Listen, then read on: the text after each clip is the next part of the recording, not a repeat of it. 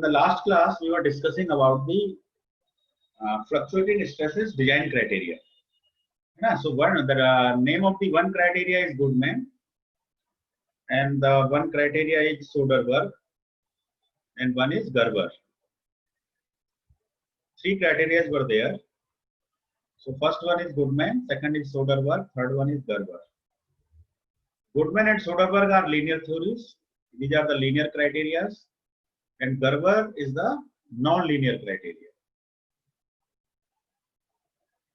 Okay, so we are having three equations for the three different lines. And I can define the Goodman line is a line which joins SE on the ordinate, SE on the ordinate to the SUT on abscissa. SE on the ordinate to SUT on abscissa. This is the Goodman line. For Soderberg line is a line which joins SE on the ordinate to SYT on the abscissa. And Gerber parabola is a parabola which joins SE on the ordinate to SUT on abscissa. Okay. So चलिए थोड़ा सा Goodman line को थोड़ा सा समझते हैं पहले हल्का सा और दोबारा से. मान लीजिए कि एक ये एक्सिस है, तो ये हॉरिजॉन्टल एक्सिस कौन सी एक्सिस होती है? It is the mean axis, mean stress axis, and this is the amplitude axis, है ना, एम्पलीट्यूड स्ट्रेस और stress amplitude axis, sigma M and sigma A. So here the intercept is SC, here the intercept is SUT. So I will draw a line from here. So this is SUT, this is the safe region, this is the unsafe region. Yeah, this is the unsafe region. So suppose I am having a point over here, that this is a point P. So this point P lies in the safe region. Point P lies in the safe region. So this is the origin, point O, and if I am drawing a line through P, I am drawing a line through passing from P. So this line is the load line. This is the load line. Now on this line there is a point P. Let the coordinates of these points are, I can say, let the points P having coordinates sigma m and sigma a. This is a general point over here. Let this is the point Q. So point Q lies on the border line. Point Q lies on the border line. Point P lies on the border line. So here the factor of safety is, what is the factor of safety at border line? We will consider the factor of safety is 1. If I am working at this point, so I am safe, and if I am working on point P, I am designing something at point P, then I am more safe as compared to Q. So point P is more safe as compared to Q. So factor of safety at point P is higher than the factor of safety at point Q. Okay, so let the coordinates of the point Q are, Q के भी कुछ coordinates होंगे, है ना, यहाँ से यदि आप परपेंडिकुलर डालते हैं, then this point Q is also having some coordinates. So let the coordinates of the Q are SM and SA, है ना. So point Q coordinates are SM and SA. So this point is SM, this point is SA, and this point is sigma m, this point is sigma e. Okay, now there are two axes. One is sigma m, it is the mean axis. Sigma a is the amplitude axis. So what is the equation of the Goodman line? The Goodman line is given by sigma a divided by endurance limit plus mean stress divided by SUT equal to 1. This is the equation of the Goodman line. So point A to B, AB is a Goodman line. AB is what? AB is a Goodman line. It is a Goodman. So point Q lies on the Goodman line. So point Q will satisfy the equation of the Goodman line. Any point which is on the line will satisfy its equation. So point Q will satisfy the equation of Goodman line, because it is on Goodman line. Point Q lies on the Goodman line, that's why it will satisfy the equation of the Goodman line. So the coordinates of the point Q, are SM comma SA. So I can put over here SA divided by SE plus SM divided by SUT equal to 1. ये equation मिलेगी कि नहीं मिलेगी, है ना? Let this is my equation A. ये बात समझ में आ रही है? पॉइंट क्यू पर मैंने क्या किया है, point Q lies on the Goodman line, that's why it will satisfy the equation of the Goodman line, है ना? तो मैंने उसके कोऑर्डिनेट्स इक्वेशन में पुट कर दिए हैं. तो सिग्मा ए की जगह मैंने ऐसे पुट कर दिया है, सिग्मा एम की जगह मैंने एसएम पुट कर दिया है. So it will satisfy, this is a true equation, है ना, फॉर दैट पॉइंट. अब देखिए, this is point O, this is point P, this is point Q. So OPQ is a line and it is known as load line. It is the load line. So there is one triangle OPL or OPM and another triangle OQN. N is this point, M is this point. There are 2 points. Okay. So there are 2 triangles. मैं थोड़ा सा colour change कर लेता हूँ.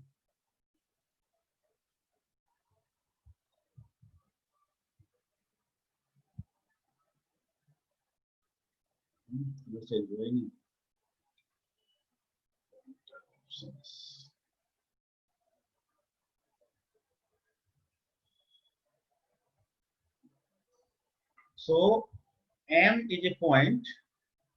This is the M point and this is the N point. This is P point, this is Q point, this is O point origin. So there are triangle OPM and another triangle OQN. They both are similar. OPN, ये छोटा triangle देखिए, small triangle and big triangle OQN. They both are similar. है ना? One angle is common. The angle M is 90. Angle N is also 90. And they are corresponding. All the 3 angles are equal of both the triangles, so they are similar. Similar triangles have their sides proportional, so I can write base of the small triangle divided by base of big triangle, na, equal to height of the small triangle upon height of the big triangle. तो मैं क्या लिख सकता हूँ, देखिए, I can write OM divided by ON, ना, OM divided by ON. OM किसका base है? छोटे ट्रायंगल का. ON बड़े ट्रायंगल का बेस है. तो I can write OM divided by ON equal to height of the first triangle PM divided by height of second triangle PM. I can write in this way. अब OM की value क्या है? Sigma M. ON की value क्या है? SM. PM की value क्या है? Sigma A. QN की वैल्यू क्या है ना? PM डिवाइड बाई QN आएगा ये, दिस QN. तो QN की वैल्यू क्या है? SE. ओके. और इक्वल टू मैं लिख सकता हूं थर्ड साइड. तो थर्ड साइड क्या है? OP divide by OQ. तो third side is OP divided by OQ. OP divide by OQ. Correct. अब देखिए, this can also be written in the form. इसको हम रिवर्स कर दें तो हम ये लिख सकते हैं SM, यहाँ पे लिखते हैं SM divided by sigma M equal to SA divide by sigma A equal to OQ by OP. Reverse कर दिया मैंने, डिनोमिनेटर न्यूमरेटर में ले लिया है, डिनोमिनेटर डिनोमिनेटर में ले लिया है. अब आप देखिए OQ बाई OP जो है वो लोड लाइन पर है सारे point. OQ divide by OP. So OQ divided by OP is my factor of safety. So I can write N. N is the factor of safety. Let N is the factor of safety. ठीक है? OQ divided by OP is the factor of safety. So SM by sigma N equal to SA by sigma A equal to OQ by OP. So from here, SM will be N times sigma N and SA will be N times sigma A. ये हमको similar of triangle से मिल गया। अब देखो S A की value n time sigma ए है, तो वो अब हम इक्वेशन नंबर ए में पुट करेंगे। कहाँ पे पुट करेंगे हम? इक्वेशन नंबर ए में, इस इक्वेशन में पुट करेंगे। तो एस ए की जगह हम लिख सकते हैं n टाइम सिग्मा ए, एस ई की जगह एस ई ही रहेगा, प्लस एस एन की जगह लिख सकते हैं n time sigma M divide by S U T equal to 1। Now n is common, so I can write sigma a divided by sc plus sigma m divided by sut equal to 1 by n. N is common, equal to 1 by n. So this is the equation which will be used for finding the factor of safety when we are working in the safe zone. ठीक है, Goodman line के according यदि हम safe zone में काम कर रहे हैं, सपोज हम पी पॉइंट पे काम कर रहे हैं, है ना, तो पी पॉइंट के लिए जो फैक्टर ऑफ सेफ्टी है वो हमारा क्या है? n is the factor of safety for a point which is inside the safe zone, है ना। तो क्वेश्चंस में ऐसे ही क्वेश्चन आएंगे कि फैक्टर ऑफ सेफ्टी निकालिए, है ना, if you are working as per the criteria of Goodman line और you are working as per the criteria of Soderberg line और गरबर पैराबोला, सो है ना। तो सिमिलरिटी ऑफ ट्रायंगल से हमको ये इक्वेशन मिली है ना। इसमें कंफ्यूज मत होना। देखो जो सबसे पहली इक्वेशन है, ये वाली इक्वेशन को देखो, इस इक्वेशन में sigma A by S C plus sigma M by S U की इक्वल टू 1 है, और इस इक्वेशन को देखो sigma A by S C plus sigma M by S U की इक्वल टू 1 बाई एन है ना। दोनों इक्वेशन से कंफ्यूज हो जाते हैं। यहाँ पे सिग्मा ए और सिग्मा एम ये हमारे एक्सिस हैं, दे आर द एक्सिस, है ना, हॉरिजॉन्टल एक्सिस, वर्टिकल एक्सिस। और यहाँ पर सिग्मा ए और सिग्मा एम जो हैं वो हमारे पॉइंट पी के कोऑर्डिनेट हैं। तो यदि वो पॉइंट पी के कोऑर्डिनेट हैं तो फिर 1 बाई एन आएगा राइट हैंड साइड में, और यदि वो एक्सिस हैं तो इक्वल टू 1 आएगा। तो जब इक्वल टू 1 आएगा means it is the equation of the Goodman line, और जब इक्वल टू 1 बाई एन आएगा it means it is the equation for the point P where the factor of safety is small N. Okay, so मेरे ख्याल से अब इसमें कोई query हो तो आप पूछ लीजिए, अदरवाइज ये इक्वेशन हमारे बहुत काम में आने वाली है। Sigma A plus upon S C plus sigma M by S U की इक्वल टू 1 बाई एन, है ना। मैं थोड़ी सी इसकी इंक क्लियर कर लेता हूँ। तो गुडमैन लाइन के अकॉर्डिंग मुझे एक इक्वेशन मिल गई। इक्वेशन मिली मुझे sigma A divided by S C plus sigma M divide by S U की इक्वल टू 1 बाई एन। ये इक्वेशन किसके अकॉर्डिंग हो गई? गुडमैन के अकॉर्डिंग। इसी वर्किंग को यदि हम सोडरबर्ग पे करें, है ना, तो हमें सेम इक्वेशन मिलेगी sigma A divided by S C plus sigma M divide by S U T की जगह क्या हो जाएगा? S by T equal to 1 by N. तो अब मैं दोबारा से डेरिवेशन नहीं कर रहा हूँ, जैसा डेरिवेशन गुडमैन लाइन के लिए हुआ है बिल्कुल वैसा ही डेरिवेशन सोडरबर्ग के लिए हो जाएगा, सेम स्टेप के साथ। केवल एस यू टी की जगह क्या होगा? एस वाई टी होगा। करेक्ट, ये हो गई बात। तो सोडरबर्ग क्राइटेरिया के according also we can find the factor of safety. Suppose sir, हाँ बोलिए सर फैक्टर ऑफ सेफ्टी जब 1 से ज्यादा होगी तभी यूज होगा ये इक्वेशन। हाँ 1 से ज्यादा आएगी, क्योंकि बॉर्डर लाइन पर फैक्टर ऑफ सेफ्टी 1 है ना। और जैसे ही हम बॉर्डर लाइन के बिलो आएंगे, सेफ जोन में आएंगे, तो हमारा फैक्टर ऑफ सेफ्टी बढ़ता चला जाएगा। ठीक है, जैसे कि मान लीजिए मैं थोड़ा डायग्राम से आपको बताता हूँ। यहाँ पर ये हमारी गुडमैन लाइन है। इस लाइन पर मान लो मैं यहाँ पर हूँ तब भी मेरा फैक्टर ऑफ सेफ्टी 1 है, यहाँ पर हूँ तब भी फैक्टर ऑफ सेफ्टी 1 है, और यहाँ पर हूँ तब भी फैक्टर ऑफ सेफ्टी 1 है। तो मैंने अभी 3 पॉइंट ले लिए हैं, है ना। तो पहला पॉइंट P मान लेते हैं, दूसरा Q मान लेते हैं, तीसरा R मान लेते हैं। तीनों पॉइंटों पे फैक्टर ऑफ सेफ्टी 1 है, ठीक है। और ये ओरिजिन है। अब मान लीजिए O से P से होती हुई एक लाइन यदि पास करें तो ये लोड लाइन हो जाएगी through P, and this is the load line through Q, this is the load line through R। ठीक है, अब मान लीजिए मैं P पॉइंट की जगह P डैश पॉइंट पे काम कर रहा हूँ, तो इसका मतलब मैं सेफ जोन में आ गया हूँ और मेरा factor of safety more than 1 हो गया। ठीक है, जैसे जैसे ये पॉइंट ओरिजिन के नजदीक आता जाएगा वैसे वैसे फैक्टर ऑफ सेफ्टी बढ़ता चला जाएगा। ठीक है, और जैसे ये पॉइंट यदि ओरिजिन पे आ गया, ओरिजिन पे आने का मतलब है मीन स्ट्रेस भी जीरो और एम्पलीट्यूड स्ट्रेस भी जीरो। तो यदि किसी कंपोनेंट पर दोनों स्ट्रेस जीरो हो जाए, सिग्मा एम भी जीरो हो जाए और सिग्मा ए भी जीरो हो जाए, तभी तो ओरिजिन का पॉइंट होगा। तो इस पर्टिकुलर पॉइंट पर फैक्टर ऑफ सेफ्टी कितना हो जाएगा? इन्फिनिटी, है ना। आपका फैक्टर ऑफ सेफ्टी कितना हो जाएगा? इन्फिनिटी, क्योंकि अब कंपोनेंट पे कोई स्ट्रेस ही नहीं है, कोई लोड ही नहीं है, कोई फोर्स ही नहीं है, ना। When there is no stress तो फिर कंपोनेंट फेल क्यों होगा? It will survive for infinite number of cycles. ठीक है। तो जैसे जैसे हम गुडमैन लाइन से नीचे की तरफ बढ़ेंगे, हमारा फैक्टर ऑफ सेफ्टी 1 से बढ़ता चला जाएगा, और जैसे जैसे हम P से ऊपर की तरफ जाएंगे तो हमारा factor of safety less than 1 हो जाएगा, है ना। अनसेफ रीजन में जब जाएंगे तो हमारा factor of safety less than 1 हो जाएगा, और लेस देन 1 होना हमारे लिए डिजाइन पॉइंट ऑफ व्यू से बहुत ही डेंजरस है ना। कम से कम फैक्टर ऑफ सेफ्टी 1 होगा तभी हम सक्सेसफुल हैं, और 1 भी बॉर्डर लाइन है, इसलिए डिजाइनर कभी भी बॉर्डर लाइन पे काम नहीं करता है, वो हमेशा सेफ जोन में काम करता है। तो हमारा factor of safety more than 1 ही होना चाहिए एज पर द डिजाइनर। तो मेरे ख्याल से अब क्लियर हो गया होगा। सर हाँ बोलिए।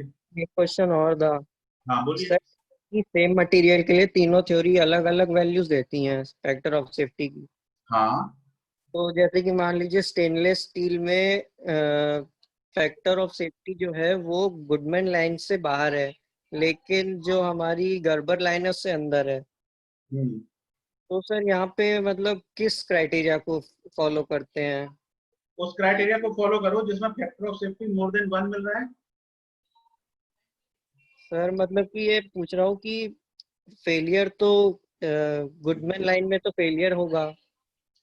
नहीं, गुडमैन लाइन से बाहर आ रहा है कि अंदर आ रहा है वो पॉइंट? बाहर आ रहा है सर, बाहर आ रहा है तो लेस देन 1 हो गया फैक्टर ऑफ सेफ्टी, है ना। लेकिन गर्बर के अंदर आएगा। हाँ, गर्वर के अंदर आ जाएगा। ठीक है। तो यहाँ पे किस? तो गर्वर के अकॉर्डिंग जो फैक्टर ऑफ सेफ्टी है वो मोर देन 1 हो जाएगा। जी सर। ठीक है।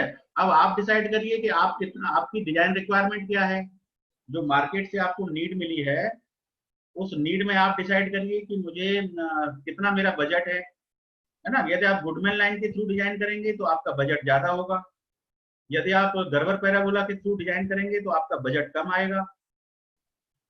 ठीक है, क्योंकि गर्वर पैराबोला में सेफ रीजन ज्यादा है, और जब सेफ रीजन ज्यादा होता है तो प्रोडक्ट की डायमीटर कम आएगी, डायमीटर कम आएगी तो कॉस्ट कम आएगी, सर है मतलब ना। ये कह रहा था कि किसी भी क्राइटेरिया चाहे तीनों में देख लें, किसी में भी फुल स्ट्रेंथ का यूज नहीं हो रहा है मटेरियल का। कौन सी स्ट्रेंथ का?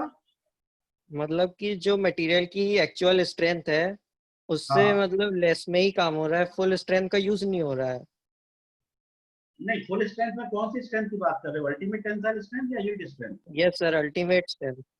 अल्टीमेट की बात कर रहे हो, तो यदि आप सोल्डर वर्क में हो उसमें तो अल्टीमेट का यूज होता ही नहीं है, फॉर्मूलों में ही नहीं आती है वो तो, है ना। अल्टीमेट टेंसाइल स्ट्रेंथ तो गुडमैन में यूज होती है और गर्वर पैराबोला में यूज होती है ना। सर गुडमैन, गुडमैन और उसके बीच की तो बात कर रहा हूँ।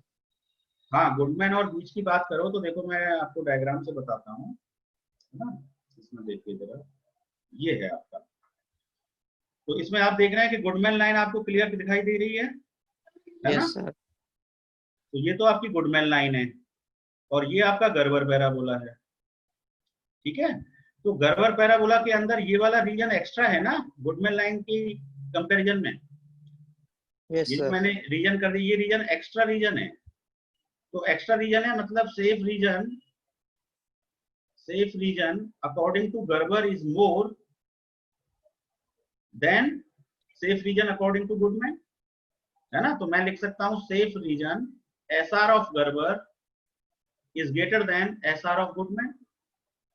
ये बात तो मुझे फिगर से ही दिखाई दे रही है। Safe region of yes sir. गर्वर is greater than safe region of Goodman. तो जब सेफ रीजन ज्यादा होता है, ठीक है, तो प्रोडक्ट की कॉस्ट यहाँ पे कम आएगी, डायमेंशन कम होगी तो cost will be less, here the cost will be more. अब आप अपनी नीड देखिए, मार्केटिंग की नीड क्या थी, प्रोजेक्ट डिजाइन की कुछ नीड होती है ना, जो आप मार्केटिंग डिपार्टमेंट से अपने फ्लो चार्ट में पढ़ा हुआ है।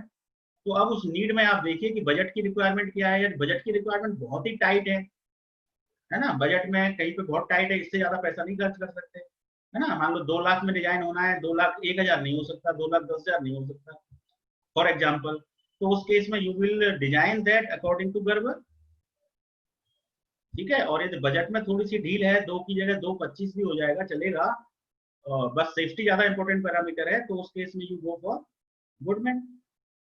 तो गुडमैन के केस में सेफ्टी ज्यादा मिलेगी, ठीक है, लेकिन प्रोडक्ट की कॉस्ट ज्यादा आएगी। गर्बर के केस में सेफ्टी कम मिलेगी, प्रोडक्ट की कॉस्ट कम आएगी। सोडरवर्क के केस में सेफ्टी और ज्यादा मिलेगी, प्रोडक्ट की कॉस्ट और बढ़ जाएगी।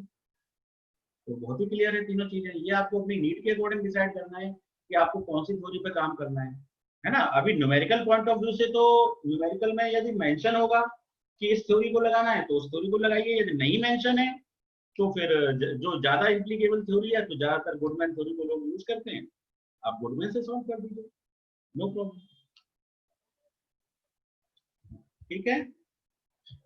Yes sir. और कोई क्वेश्चन किसी का? अब हम न्यूमेरिकल की तरफ बढ़ेंगे, इन तीनों थ्योरीज के बेस पे हम एक न्यूमेरिकल सॉल्व करेंगे। तो मैं बढ़ रहा हूँ, पहले मैं पैराबोला को और बता दूं, है ना। पैराबोला की इक्वेशन मैंने नहीं बताई आपको। पैराबोला की इक्वेशन हमने लिखी थी sigma A divided by S C plus क्या लिखा था, sigma M divided by S U T whole square equal to 1। अभी देखो मैंने सिमिलरिटी ऑफ ट्राइंगल से क्या निकाला था, सिमिलरिटी ऑफ ट्राइंगल से मैंने निकाला था S A equal to N time sigma A और S M equal to N time sigma M. ये अभी हमने सिमिलरिटी ऑफ ट्राइंगल से निकाला था गुडमैन में। तो ऐसे की जगह पर यदि मैं एन सिग्मा ए रख दूं, है ना। अब देखो ये गर्बर पैराबोला है, इस गर्बर पैराबोला पे कोई पॉइंट ले लेते हैं क्यू। अब इस पॉइंट के कोऑर्डिनेट्स मान लो एस एम और एस ए हैं, तो ये गर्बर पैराबोला की इक्वेशन है, and point Q lies on the Gerber parabola. That's why the coordinates of the point Q will satisfy the equation of the Gerber parabola. तो sigma A की जगह आप क्या लिख सकते हैं, S A divide by S C S M divide by S U T whole square equal to 1। ये equation किसके लिए बन गई मैंने, ये पॉइंट Q के लिए लिखी मैंने। अब पॉइंट Q और पॉइंट P में एक रिलेशन है, पॉइंट P मतलब गर्बर पैराबोला के अंदर, पॉइंट P के कोऑर्डिनेट्स क्या है, sigma E comma sigma E. Point Q के कोऑर्डिनेट्स क्या है, एस एम और एस ए। एस एम और सिग्मा एम में ये रिलेशन है, S M equal to N sigma M, S A equal to N sigma A. इन दोनों वैल्यूज को इस इक्वेशन में पुट करिए जरा, इस वाली इक्वेशन में। तो ऐसे की जगह आपने लिखा N sigma A divided by S C plus N sigma M divide by S U T whole square equal to 1, ठीक है। अब इसके अंदर n जो है वो क्या है, n is the factor of safety, fs। तो जब हम गर्बर पैराबोला से फैक्टर ऑफ सेफ्टी निकालेंगे then we will use this equation, n sigma a upon se plus n sigma m upon sut whole square equal to 1। और जब हम Goodman से निकालेंगे तो हमारे पास इक्वेशन है sigma a plus se plus sigma m upon sut equal to 1 by n। ये गुडमैन के केस में इक्वेशन है फैक्टर ऑफ सेफ्टी निकालने के लिए। और सोडरबर्ग के केस में इक्वेशन है sigma a divided by se plus sigma m divided by s by t equal to 1 by n. So this is the equation for Soderberg. This is the equation for Goodman. This is the equation for the Gerber theory. Correct? तो तीनों तरह की equation हमारे पास हैं। अब हम numerical पे चलते हैं। तो चलिए यही न्यूमेरिकल है, a machine component is subjected to fluctuating stress that varies from 40 to 100 Newton per mm square. ठीक है, तो 40 सिग्मा मिनिमम हो गया और 100 सिग्मा मैक्सिमम हो गया। तो this is sigma minimum, this is sigma maximum. तो जरा बता दीजिए what is mean stress, what is amplitude stress. Mean stress कितना हो गया, दोनों को जोड़ के आधा कर दीजिए 70 मेगापास्कल, और सिग्मा ए कितना हो गया, दोनों को माइनस करके हाफ कर दीजिए, इट इज 30 मेगापास्कल। करेक्ट है, सिग्मा एम और sigma A. The corrected endurance limit is given 270 megapascal, ये भी दे रखी है 270 मेगापास्कल। तो यहाँ पर वो भी लिख लेते हैं, SE is given 270 megapascal. The ultimate tensile strength and the yield strength of the material are 600 and 450. So SUT is 600 megapascal and SYT is 450 megapascal. These things are given in question respectively. Find the factor of safety. हमें क्या निकालना है, factor of safety. Factor of safety मतलब n is the question mark as per the Gerber theory, है ना, as per the Soderberg line. as per the Goodman line and also find the factor of safety against static failure. ठीक है, static failure में भी factor of safety निकालना है, तो हमें 4 फैक्टर ऑफ सेफ्टी निकालने हैं, एक गर्बर थ्योरी से, एक सोडरबर्ग से, एक गुडमैन से। तो चलिए सबसे पहले हम गुडमैन लाइन से निकालते हैं, है ना, गुडमैन लाइन से। तो गुडमैन लाइन से कैसे निकलेगा, फॉर्मूला क्या है, sigma A divide by S C plus sigma M divide by S U T equal to 1 by N. अब देखो सिग्मा ए क्वेश्चन में कितना दिया हुआ है, 30, सिग्मा ए 30 है, देखो यहाँ पे हमने कैलकुलेट किया है। एंडोरेंस लिमिट हमारी कितनी है, 270, तो I can write 270 in place of S C, so it is 30 divide by 270 plus sigma M is 70 divided by SUT, SUT is 600 equal to 1 by N. तो इसमें देख रहे हैं आप, only one unknown is there, तो you can easily find N, है ना। N को कैलकुलेट कर दीजिए, राघव और संदीप, सारांश, कोई भी आंसर बताएं, एन का कितना आंसर आ रहा है as per the Goodman theory.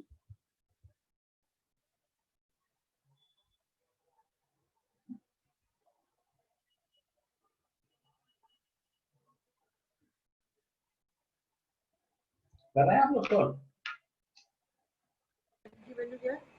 Yes sir N की वैल्यू आ रही है 4.39। 4.39 है ना, 4.39। गुड, तो हमें फैक्टर ऑफ सेफ्टी मिल गया गुडमैन थ्योरी के अकॉर्डिंग। अब आप सोडरबर्ग से कैलकुलेट करिए। तो सोडरबर्ग के केस में फॉर्मूला क्या हो जाएगा, एसयूटी की जगह केवल एस/टी हो जाएगा, है ना। तो जरा करिए, आप लोग स्वयं करिए और आंसर बताइए।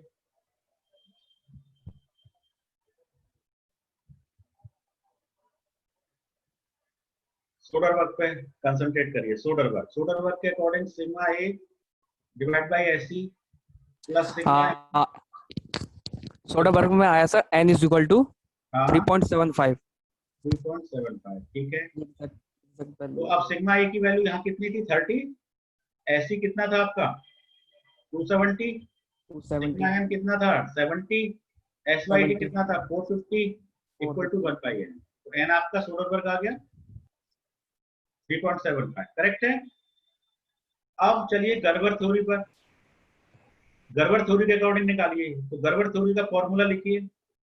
गर्बर थ्योरी का फॉर्मूला है sigma A divided by S C plus sigma M divide by S U T, और इनमें एन का मल्टीप्लाई और है, एन का मल्टीप्लाई यहाँ भी है, एन का मल्टीप्लाई यहाँ भी है, और इसका होल स्क्वायर इक्वल टू 1।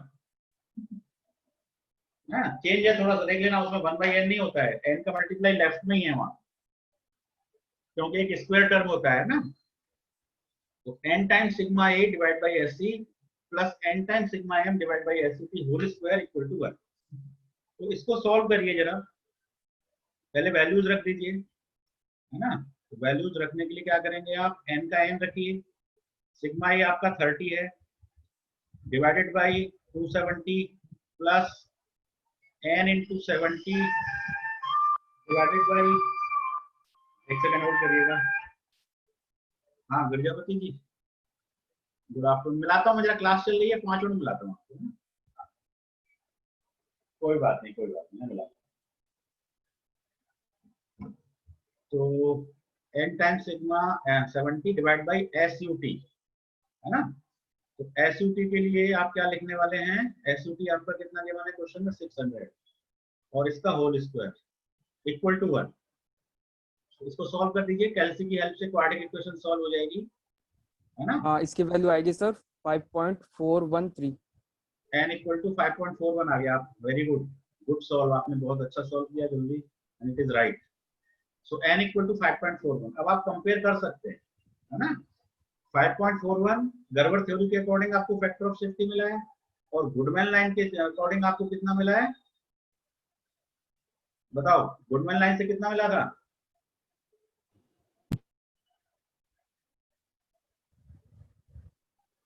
4.4। हाँ, और सोडरबर्ग से 3.75। 3.75। हाँ, अब देखो इसमें एक क्वेश्चन और है कि find the factor of safety against static failure. Static failure, है ना। स्टैटिक फेल्योर का मतलब है कंपोनेंट कब फेल होगा, जब उसके अंदर प्रोड्यूस होने वाला स्ट्रेस उसकी कौन सी वैल्यू से हाई हो जाएगा, यील्ड स्ट्रेस, है ना, उसकी यील्ड से हाई हो जाएगा या उसकी अल्टीमेट टेंसाइल स्ट्रेस से हाई हो जाएगा, है ना, दोनों को कंपेयर Yes, करते हैं स्टैटिक फेल्योर के केस में। ठीक है, तो अब आप इसमें स्टैटिक फेल्योर कैसे निकालेंगे, तो आप ये देखो कि कंपोनेंट में कितना स्ट्रेस डेवलप हो रहा है, how much stress is developed in the component, बताओ कंपोनेंट में कितना स्ट्रेस डेवलप हो रहा है। देखो क्वेश्चन क्या कह रहा है, a machine component is subjected to fluctuating stress, है ना, यही स्ट्रेस तो डेवलप हो रहा है, फ्लक्चुएटिंग स्ट्रेस, ये देखो fluctuating stress that varies from 40 to 100, 40 का भी डेवलप हो रहा है, 100 का भी डेवलप हो रहा है, 40 से 100 के बीच में भी डेवलप हो रहा है, 40, 41, 42, 43, 40 मिनिमम लिमिट है, 100 मैक्सिमम लिमिट है स्ट्रेस की, ये सिग्मा मैक्स है, इट इज मैक्सिमम लिमिट, ये सिग्मा मिन है, ये मिनिमम लिमिट। तो ये जो मैक्सिमम वैल्यू है, ये वैल्यू स्टैटिक फेल्योर में किससे ज्यादा नहीं होनी चाहिए, S/T से ज्यादा नहीं होनी चाहिए, है ना। यील्ड पॉइंट ही एक तरह से डक्टाइल फेल्योर होता है ना, अल्टीमेट पे जाके तो प्रोडक्ट में नेकिंग शुरू हो जाती है, तो मतलब ब्रेकिंग पॉइंट आ जाता है, तो एक तरह से फर्स्ट फेल्योर तो S/T पे ही आता है डक्टाइल मटेरियल के केस में। तो हम ये कह सकते हैं कि जो फैक्टर ऑफ सेफ्टी होगा, factor of safety will be given by S/T divided by maximum stress produce in the component. तो ये इक्वेशन बनेगी, factor of safety according to static failure will be given by yield point stress divided by the maximum stress produced in the component. So what is the yield point stress here? Yield point stress is 450, correct? And what is the maximum stress? Maximum stress is 100. So what is the static failure factor of safety? 4.5. ठीक है, तो इस तरह से हमने ये चारों factor of safety निकाल लिए हैं। अब आप ये बताएं कि आपको स्टैटिक फेल्योर वाला समझ में आया कि नहीं आया, राघव? Yes sir. हाँ, स्टैटिक फेल्योर में तो मैक्सिमम स्ट्रेस को कंसीडर करते हैं ना, मैक्सिमम Yes, sir. स्ट्रेस, हाँ, और मैक्सिमम स्ट्रेस कितना है, 100 है, तो बस यील्ड पॉइंट को 100 से डिवाइड करके हम निकाल लेंगे, है ना। तो ये प्रॉब्लम जरा स्क्रीनशॉट ले लीजिए अभी आप, ये आपके लिए प्रैक्टिस है, प्रैक्टिस के लिए है ये वाला क्वेश्चन, ये जरा स्क्रीनशॉट ले लीजिए, और otherwise we will solve this question in the next class. अभी टाइम हो गया है, आज के लिए बस इतना ही, है ना। कोई आपकी यदि क्वेरी है तो हम डिस्कस कर सकते हैं। टेक दिस स्क्रीनशॉट, फिर मैं स्टॉप शेयर करता हूँ और क्लास को एंड करता हूँ। ले चुके हैं? यस सर, ले लिया। गुड, तो ये मैंने स्टॉप शेयर कर दिया है ना, और मीटिंग को भी मैं अब एंड करता हूँ। यदि किसी की कोई क्वेरी है please unmute your mic and ask. Thank you, sir. Welcome. Okay, thank you very much. Stay home.